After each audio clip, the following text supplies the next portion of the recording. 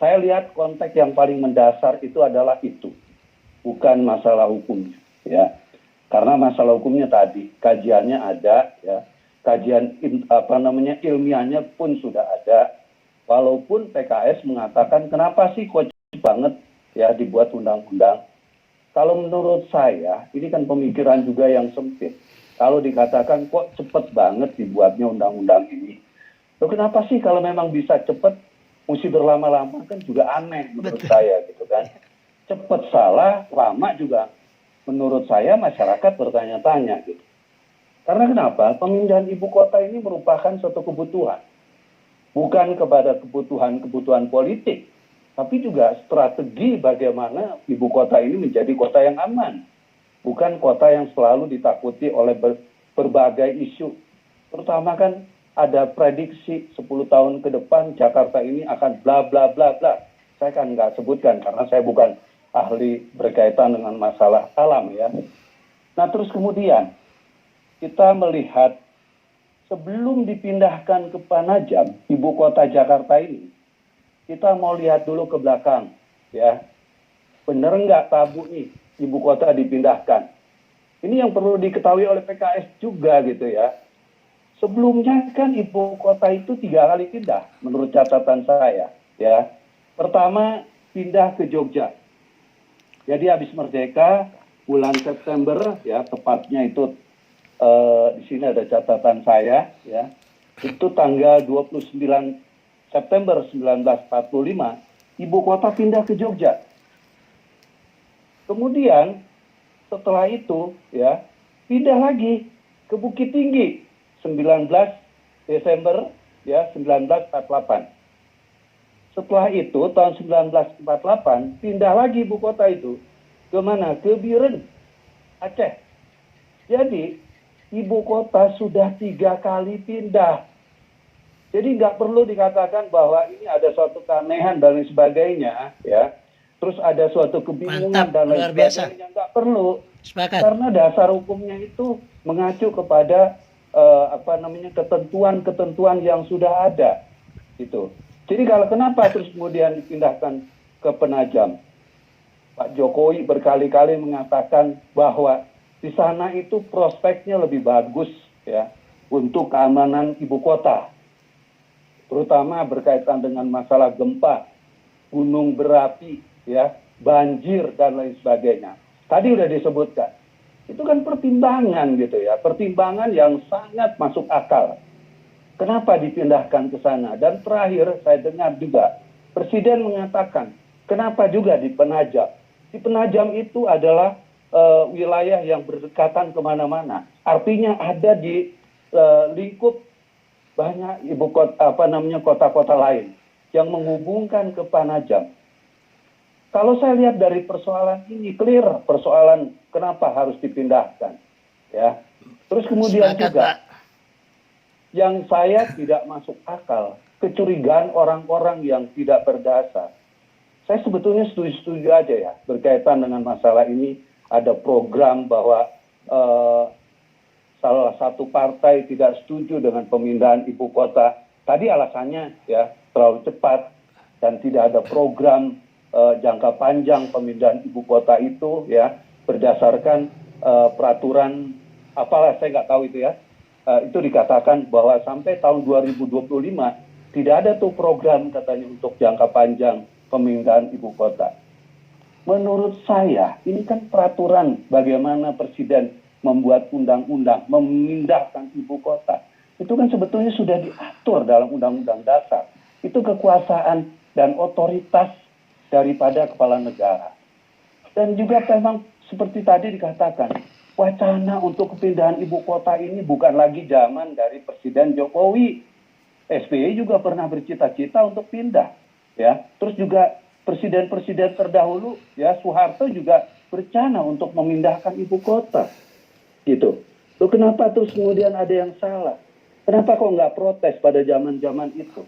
Dan yang saya sangat menyedihkan, ya kritik-kritik yang sangat tidak membangun dalam konteks protes ini, ya itu kritik yang nggak sehat. Dicurigain lah Kenapa pindah ke Jakarta? Kenapa dipindahkan ke Penajam? Kenapa tidak di tempat lain? Karena apa? DKI ya atau Jakarta itu merupakan suatu daerah mahal. Kecurigaannya apa? Mungkin nanti itu jalan veteran itu akan dijual. Itu mungkin pemikiran yang ada di benak mereka. Ini kan menurut saya ini kacau pemikiran-pemikiran seperti ini, ya. Dan yang terakhir, ada seorang perempuan yang mengatakan bahwa kenapa dipindahkan ke sana? Karena nanti negara Indonesia ini dikuasai sama Cina. Cina lagi. Saya heran, betul-betul heran. Logika berpikirnya di mana? Ya. Itu harusnya diambil tindakan. Karena kritik ini bukan kritik lagi sebagai oposisi. Tapi kritik ini adalah kritik yang sifatnya itu hoak. Yang nggak masuk akal. Kalau kritik yang bersifat oposisi, artinya berdasarkan intelektual, kita sepakat-sepakat aja. Gitu. Loh, kok ribut seperti yang saya katakan tadi, pemindahan ibu kota ini? Ini bukan hal yang tabu. Tadi saya sudah jelaskan. Ibu kota sudah 3 kali pindah kok. Kenapa menjadi suatu hal yang aneh lagi di dalam persoalan? Ya, barangkali berkaitan dengan masalah itu, tadi saya sudah paparkan, landasan hukumnya sudah ada. Kita sudah punya undang-undang, cuma belum dinomorin ya undang-undang ini, karena undang-undang ini masih dicatatkan di lembaran negara. Kenapa dicatatkan di lembaran negara? Supaya orang bisa tahu selama 30 hari bagaimana reaksinya. Itu ya. Kalau seandainya misalnya ada keberatan dan lain sebagainya, silakan. Karena 30 hari ini adalah wilayah terbuka untuk memberikan masukan. Gitu. Kalau nanti 30 hari tidak ada protes, tidak ada keberatan dan lain sebagainya, itu undang-undang akan disahkan. Baru nanti dinomorin, ya, baru menjadi undang-undang yang memang diberlakukan. Mungkin peraturan pemerintahnya kita tunggu nanti seperti apa. Jadi saya juga jelaskan ya, undang-undang IKN ini itu bukan undang-undang ibu kota ya. Undang-undang memindahkan ibu kota negara dari Jakarta kepada Penajam di Kalimantan Timur. Itu undang-undangnya. Karena kenapa saya katakan seperti itu? Di sini ya di dalam undang-undang yang saya juga udah salin undang-undang ini ya. Salah satunya nanti undang-undang ini akan menunjuk namanya Ketua Otorita IKN. Ya, Ketua Otorita IKN di bawah Presiden ini dan setara dengan Menteri. Ya. Nanti Ketua Otorita IKN ya itu harus dipilih dalam 2 bulan dan Pak Jokowi sebagai Presiden, sebagai Kepala Negara itu nggak perlu lagi konsultasi kepada DPR. Dia diberikan kewenangan Presiden itu untuk memilih Ketua IKN tadi. Nah di sini juga teman-teman saya mengusulkan ya, ini juga lagi ramai Ketua IKN kita ya. Itu kalau nggak salah satunya adalah Pak Basuki Cahayapurnama atau Pak Ahok. Barangkali juga ayo dalam webinar kali ini kita juga memberi dukungan ya. Kalau seandainya beliau juga dipilih menjadi Ketua IKN ya berkaitan dengan masalah ini, kita harus dukung. Tentunya juga saya lihat orang-orang yang ada di susunan yang kemarin sudah dibacakan oleh Presiden ada 4 orang ya, itu orang-orang hebat kok menurut saya. Tapi yang mempunyai kinerja lebih baik, barangkali Pak Ahok ini orang yang bisa kita percaya. Sepakat. Tentang kejujuran, bagaimana memanajemen mungkin ibu kota baru ini ya. Karena kenapa? Kan bukan hanya menunjuk seseorang menjadi ketua IKN, bukan. Tetapi bagaimana nanti seorang ketua IKN itu bisa membangun ibu kota baru tadi. Karena kita tahu juga ini kan anggaran nggak kecil. 56 hektar loh luasnya yang akan menjadi wilayah ibu kota. Tentunya memerlukan anggaran, walaupun tadi sudah disebutkan, anggarannya dari mana? Dari APBN. Nah ini juga dicurigai. Kemarin katanya tidak menyebut-nyebut APBN. Kok sekarang menyebut-nyebut APBN. Ya lucu saja, kalau tidak diambil dari APBN, orang juga akan bertanya, bagaimana ini negara kok, membangun negara. Kalau membangun negara, membangun apapun yang berhubungannya kepada negara, itu harus sumber dananya dari APBN. Tidak bisa di luar itu. Kalau seandainya nanti memang ada kekurangan dan lain sebagainya, ada sumber-sumber dana untuk kepentingan itu, ya, itu adalah merupakan bagian daripada kepiawaian sebagai ketua IKN tadi, gitu, ya. Terus kemudian, saya juga melihat di sini nanti, ya, selain daripada ini, ya, ini saya bacakan aja, ini nanti ada distrik, ya. 4 distrik, ya. Saya nggak sebutkan, nanti bisa dilihat aja di dalam undang-undangnya itu pasal 23, ya. Itu disebut dengan distrik, ada 4 distrik. Ya. Artinya di dalam persoalan ini nanti akan menunjang, ya, kinerja pemerintahan pusat. Nah terus juga, kenapa sih pemindahan ibu kota kok dibuat dalam bentuk undang-undang? Karena yang dipindahkan bukan kepala negaranya saja, presidennya saja, bukan. Tapi juga MK, DPR, DPD, dan lain-lain yang bersifat lembaga-lembaga negara itu dipindahkan ke sana. Bagaimana nanti teknisnya? Nah itu tinggal bagaimana perkembangan berikutnya kita lihat.